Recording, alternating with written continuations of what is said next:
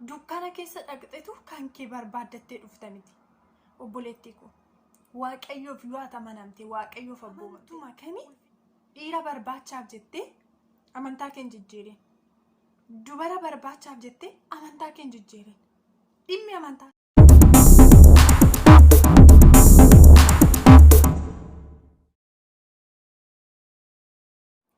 Ashama harka fuunee nagaa waaqayyo isiniif haa ta'u. Jaallatamtootaa fi kabajamtoota hordoftoota chaanaalii kooti akkam jirtu nagaa keessanii ani nagaa kooti galata waaqayyo haa ta'u. Isinis nagaa guutuu akka qabdan abdiin qaba gooftaan haa kabajamu.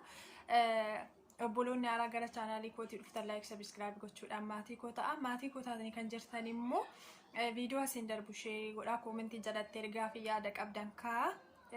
Viidiyoo har'aatiin immoo gaaffii namoonni garaagaraa na gaafataniin isiniif deebisuudhaaf dhufe. Akkasumas namoonni gaaffii garaagaraa qabdanii koomentii jalatti na barreessuu dandeessu akkasuma keessaan na dubbisuu dandeessu amma hubannoo kooti isiniifan deebisa hubannoo kooti ol yoo ta'e immoo namoota na caala hubannoo qaban wajjin haasa'eetiin isiniif deebisuu danda'a jechuudha. Gaaffiin har'a namoonni tokko na gaafatanii walitti qabee isiniif deebisuu dhufe namni amane tokko nama namanne wajjin gaa'ela dhaabbachuu hin danda'ayyuu kan jedhudha. Kanaatiif isa kanarratti amma hubannoo kooti isiniif ibsuu dhufe akkasuma namoonni gaaffii garaagaraa na gaafatanii gaaffiin keessan na bira jira isa immoo yeroo biraattan walitti qabeetiin isiniif deebisa jechuudha. Kanaaf namoonni ammallee gaaffii garaagaraa yaada qabdanii na dubbisuu dandeessu karaa kanaatiin ergaa keessan isiniif dabarsuutiin danda'a jechuudha. Kanaatiif amma xumura viidiyoo kanatti na waliin turan affeerraa kooti. Kallattiidhumaan gara viidiyoo koo har'aatan isin dabarsa. Egaan kabajamtoota hordoftoota chaanaalii kooti viidiyoon har'aa isiniif dhiyeessutti jiru namni namanne tokko nama amane waliitiin gaa'ela dhaabbachuu ni danda'a kan jedhudha. Gaaffii namooti garaagaraa na gaafatanidha. Kanaaf gaaffii namoota garaagaraa kana walitti qabeetiin bakka tokkotti isiniif deebisuu dhufe mee namni namanne tokko nama amane wajjiniin gaa'ela dhaabbachuu danda'a. Fakkeenyaaf isheen pheenxee taate inni musliima yoo ta'e mucoon pheenxeedha inni immoo musliima gaa'ela wajjiniin dhaabbachuu ni danda'u kan jedhudha jechuudha. Asirratti duraan dursinee hiika gaa'elaa baruun barbaachisaadha.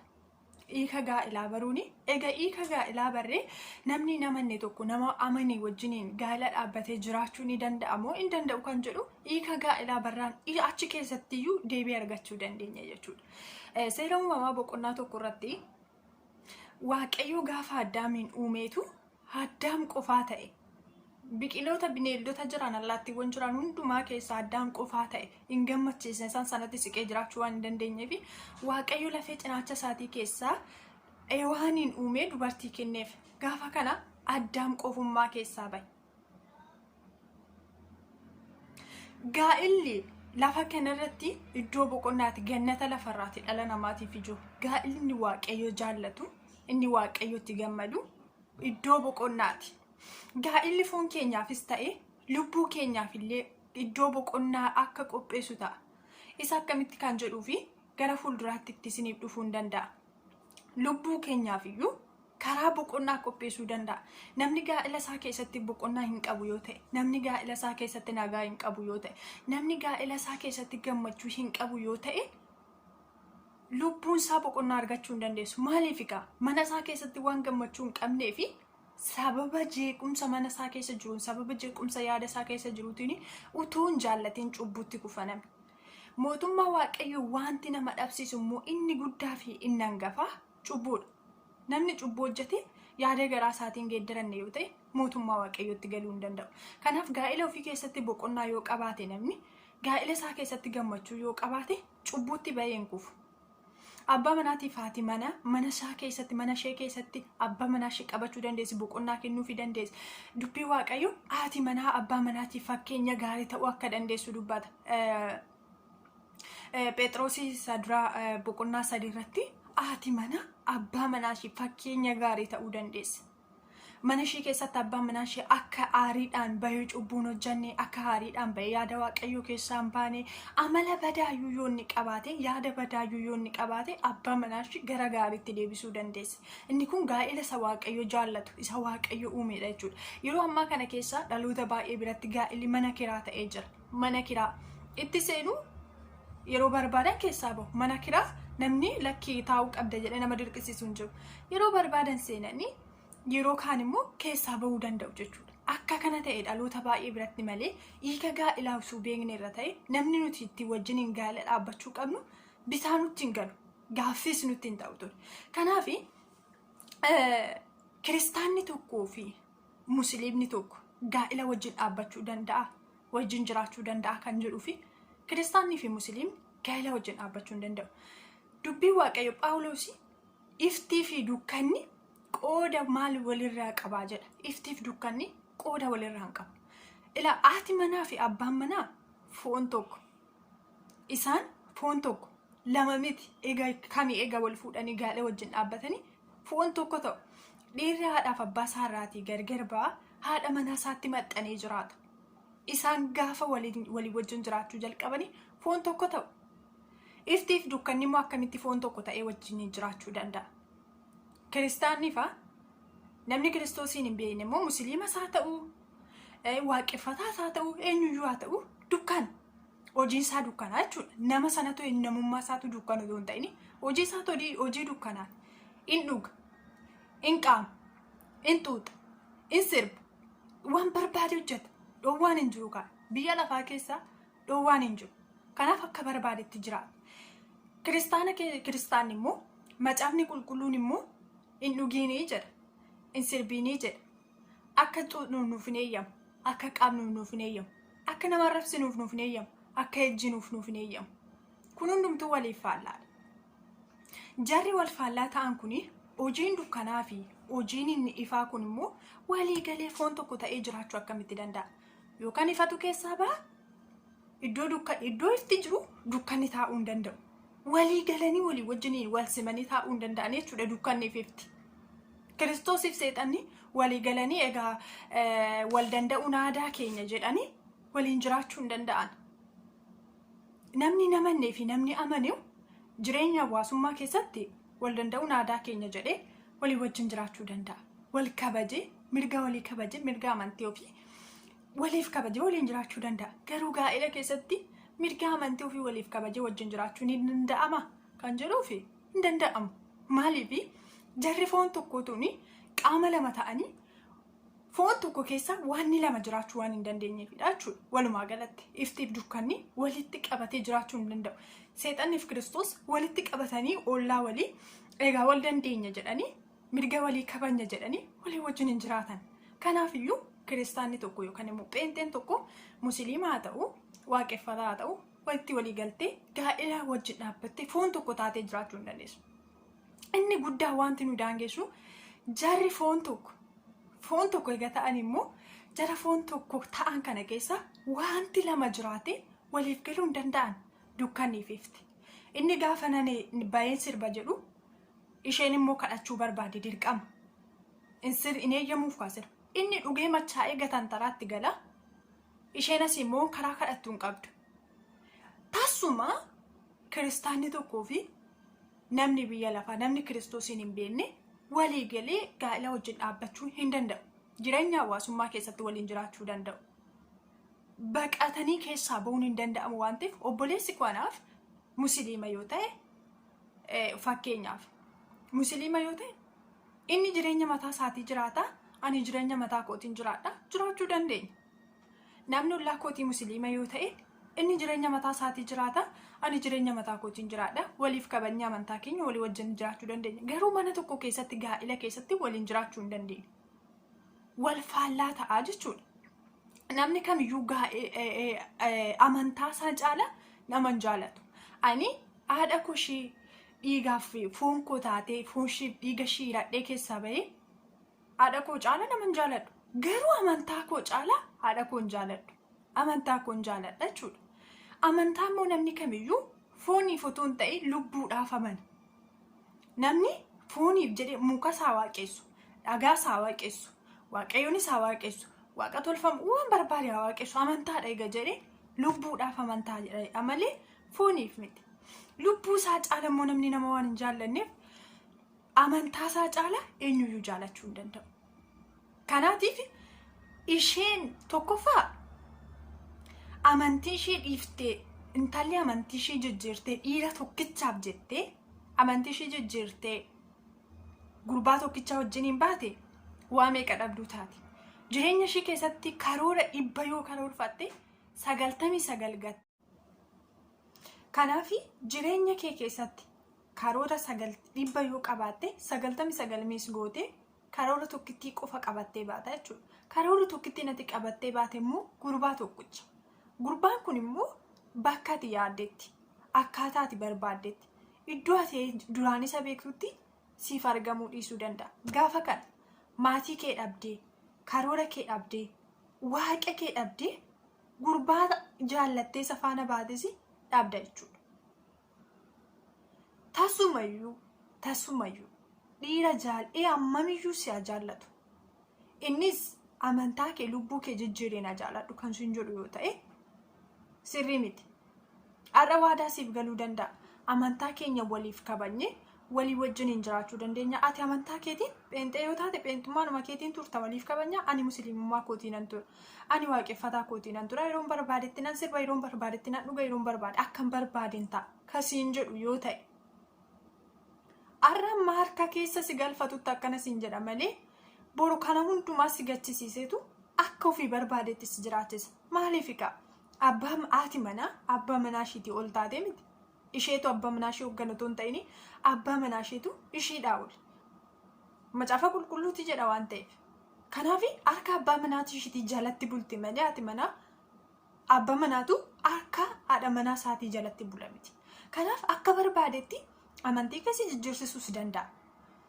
Innarraa walii kabajneetu walii wajjin hin jiraanne siin jedhu iddoo jedhetti argamu hin argamu jechuudha. Kanaaf macaafni qulqulluun immoo akka tiyyuu waliif kabaja akkamatti jiraattu hin barbaadu jechuun walii galtee jiraachuu hin dandeessu kaa hin eeyyamu jechuudha. Waliif galtee dukkanni fifti wal keessa jiraachuu tokko ta'e jiraachuu hin danda'u. Tasumayyuu yookaan dukkanatu badaa yookaan immoo machees bakka ifti jirutti dukkanni mul'achuu hin danda'u. Aboo hin argatu. Garuu jarri lama walii galanii jiraachuu hin danda'an jechuun wal makaa iddoo tokko ifa xiqqoo iddoo tokko dukkana xiqqootu mul'ata miti. Guutumaan guututti yookaan dukkanatu ta'a yookaan ifatu ta'a. Kanaaf foon tokko keessatti immoo qaama tokko keessatti immoo jarri lama walii galanii jiraachuu hin danda'an. Garuu jireenya kee fannistee jireenya boqonnaa hin qabne keessa jiraachuu yoo barbaadde jiraachuu dandeessa. Inni kun filannoo keetiin, inni kun yaada keetiin malee yaada waaqayyootiin miti. Gaalli waaqayyo jaallate jarri foon tokko ta'anii walii wajjiniin jiraachuudha. Waliif abboomamanii wal kabajanii abbaan manaa haadha manaa akka ofii isaatiitti akka foon isaatiitti jaallate foon isaatii waan ta'eef isarraa baate waan ta'eef akka foon isaatiitti jaallate ishee waliin jiraata. Isheenis abbaa manaa ishee jaallattee kabajjee amanamtee fi sodaattee isa waliin jiraatte. Kana hundumaa gochuuf immoo yoo macaafa qulqulluu kana beekne akka barbaadettis jiraachisuu danda'a.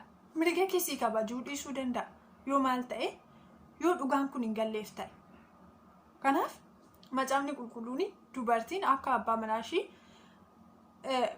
musliima ta'e isheen immoo kiristaana taatu yookaan immoo inni kiristaana ta'e haati manaa isaa musliima taatu haati manaa isaa waaqeffattuu taatu hin eeyyamu jechuudha. Kanaaf jarri foon tokko eega ta'anii amantaan isaaniis wal fakkaataa ta'a. Obboleettii koo akka namummaatti gorsa tokkoon siif qaba. Akka namummaatti tasumallee jechuudha. Ammamiyyuu si haa jaallatu. Ammamiyyuu jaalladhu. Lubbuu kee caala eenyuyyuu jaallachuu hin qabdu. Amantaa kee caala eenyuyyuu jaallachuu hin qabdu. Dhiira tokkichaaf jettee immoo amantaa kee jijjiiruu hin qabdu. Yoo ati waaqa keetiif amanamte, yoo ati waaqa keetiif jiraatte, waaqayyo kan siif ta'u beeka. Iddumati jirtutti kan keessi dhufa malee iddoo jirtuu baate mana waaqayyo keessaa baate yaada waaqayyo keessaa baate ulfina waaqayyo keessaa baate dukkana keessa dhaqxetu kan kee barbaaddattee dhufta miti. obboleettii ko waaqayyoof yoo amanamte waaqayyoof abboomamte ulfina waaqayyoo eeggattee jiraatte waaqayyo achumatti kan ulfina isaa eeggate kan isaaf abboomamu kan isa sodaatu siif kenna malee mana waaqayyoo keessaa cabsitee baatee akka barbaaddetti jiraatte isa sirbu faana sirbite baay'een keenyadhaa namoota dhugaan faana hiriyummaa uummannee jira. Namoota sirban faana hiriyummaa uummannee jira. Baay'een keenya sirbaa ol maqaan keenya immoo beentedha. Obboleettii ko isitti hin fakkaatin gowwoomfamaa jirta. Gaa'ila boqonnaa qabuun dhaabbattu. Gaa'ila dhumatti seentee boru kan keessaa baatu miti. Ba'uu dandeessa. Garuu fuula waaqayyootti hin gaafatamta. Cubbuudha. Dhiira meeqa faana gaa'ila dhaabbattee ba'uun kee cubbuudha. Ejjituu jedhamta. Boqonnaas hin qabdu bara kee keessa. Maatiin kee sittiin boqotanii ati ittiin boqottu jireenyi kee rarra'aa gaaffii namni ati wajjin hin jiraattu sun sittiin boqotu. Kanaaf idduma jiraattu jiraadhu. Yaada waaqayyoo keessa jiraadhuuti. Amantaa kamiyyuu hordofi immoo akka namummaatti dhaamsinan isiniif qabu. Amantuu kam hordofi? Amantuma kami dhiira barbaachaaf jettee amantaa kee hin jijjiirin. Dubara barbaachaaf jettee amantaa kee hin jijjiirin. Dhimmi amantaa sanaa siif galeera yoo ta'e, dhugichi siif galeera yoo ta'e, amantaa kan barbaadde fudhachuu dandeessa. Mirga keeti. Iddoo dhugaan isaa siif galetti na baasa kan jettee amanuuf mirga keeti. Garuu dhiira barbaachaaf jettee amantaa kee hin jijjiirin. Tasuma jechuudha. Amantaan lubbuudha waan ta'eef. Amantaan ilaami abbaan manaan kee mootummaa waaqayyoo sin galchu. Ati manaan kees mootummaa waaqayyoo sin galchitu. Hojii keetu mootummaa waaqayyoo si galcha. Gaa'ila immoo waan ilaami gaa'ila keessatti karaa badiisaarraa wal deebisuun hin danda'ama yoo walii galan malee waan gaa'ila dhaabbatteef mootummaa waaqayyoo galta miti. Waan gaa'ila dhaabbachuu dhiifteef immoo mootummaa waaqayyoo galuu dhabda miti. Garuu waaqayyo uumaa keetiif yoo jiraatte yaada waaqayyoo keessa mana waaqayyoo keessa ulfina waaqayyoo keessa yoo jiraatte mootummaa waaqayyoo galta. Jireenya har'a waggaa muraasa yookaan amma jiraattu hin beektu gaa'ila kee keessa waggaa muraasa jiraatta ammamiyyuu yoo ta'e isheedhaaf jettee jireenya bara baraan dhabiin. Tasumayyuu ijoolleen kiristaanaa immoo shaamarran kiristaanaa dargaggoonni kiristaanaa dubara barbaachaaf jettaa waan barbaadde qabaattu ammamiyyuu haa miidhagdu maaliyyuu haa taatu amantaa keessan hin jijjiirina. Dhiira barbaachaaf jecha amantaa keessan hin jijjiirina warri shaamarranis baay'een obboloota shaamarraniiti dhiira barbaachaaf jecha kan amantaa keessan jijjiirtan. Hin jijjiirina tasuma. Waaqayyo kan isiniif ta'u idduma isin jirtanitti isiniif eebba keessantu isin barbaadan utuu hin ta'in karaa eebbaarra yoo jiraattanii isintu eebba barbaadu utuu hin ta'in eebbatu isin barbaada. Hin gowwoominaa. Hin gowwoominaa. Har'a isin sosobee isin gowwoomsee harka isaa keessa isin galfachuu danda'a. Amantii gara amantii keetiitti siifan dhufa isin jechuu danda'a. Siif jedhee utuu hin ta'in dhugaa yoo isaaf galee waliigalteen keessan keessattiyyuu dhugaan akka galuuf qofa inni amantii jirtu kun karaa dhugaa akka ta'e qofa ibsiif malee jaalalaan isa bittee siitu dhugicha miti. Siitu dhugicha utuu hin ta'in dhugaa siif galee sana karaa sirriirra jiraadhu gaafa inni sirbee wajjin sirbaa gaafa inni waan ta'e godhate wajjin waan ta'e godhachaa dhugaan isaaf galuu hin danda'u. Isuma yoo fakkaatte dhugaan isaaf hin galu. Yoo inni jechoota waan barbaade si wajjin haasa'e waan wanni siin jedhe keessummeessitee yoo jette wanti sarara gargarsi taasisee jiru. Yeroo amma pheenxee fi warra biyya lafaa wanti gargar taasisu nama muraasa yoo ta'edha. Waluma fakkaannaa nuti yoo caalee argan. Kanaaf fakkeenya gaarii ta'uudhaan dhugaatti agarsiisuudhaan daandii sirriitti agarsiisuudhaan akka dhugichi dubbichi galuuf godhi malee suma ilaalee jaalaluma keetiin qabamee akka inni gara amantaa kanaa dhufuun godhin boruu dhiisee deema qaba. Arras ilaalee gara amantaa kanaa yoo dhufe boruu dhiisee dugda duubatti deebi'a bakkuma isaa kaleessaa jira. Kanaaf dura dhugicha hubachiisuuf yaali. Dura dhugichi akka galuuf godhi malee dura jaalalli kee akka galuuf miti. Jaalalli Kiristoos akka galuuf godhi. Amantii kamiyyuu hordofi jaalalli amantii keetii akka galuuf godhi malee jaalalli kee akka galuuf hin godhin. Gaafa si argate amantaa sana dhiisa siisisee dhiisisa. Ofiifis karaarraa badee sis karaa irraatii si balleessa. Kanaafiyyuu akka namummaa tokkottis akka macaafa qulqulluutti foon tokko taatanii qaama tokko taatanii wajjin jiraachuu waan hin dandeenyeef iftiif dukkanni waliif faallaa wal mormu waan ta'eef